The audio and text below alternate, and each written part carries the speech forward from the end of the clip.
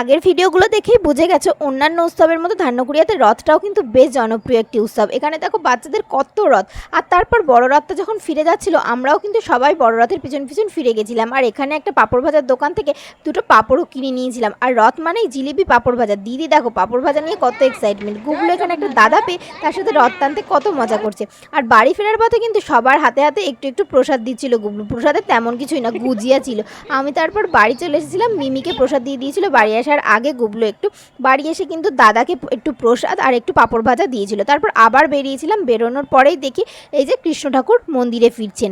তারপর এবারে উপরি পাওনা ছিল আমাদের দামোদর মন্দিরে রথ বেরিয়েছিল, তো সেটাই আমরা দেখতে দেখতে আবারও চলে গিয়েছিলাম রথ খোলায়। তো সেখানে কিছুক্ষণ থাকে, এখানে গুগলু আর মিমি দুষ্টুমি করছে। তারপর বাড়ি চলে এসেছিলাম সন্ধেবেলা, রাত্রিরে ডিনার সেরে ঘুমোতে যাওয়ার আগে গুগলু কিন্তু রথটাকে মনে করে নমস্কার করে নিয়েছে। যাই হোক, এই ছিল রথের ভিডিও। ভালো লাগলে লাইক, সাবস্ক্রাইব করে দিও। টাটা।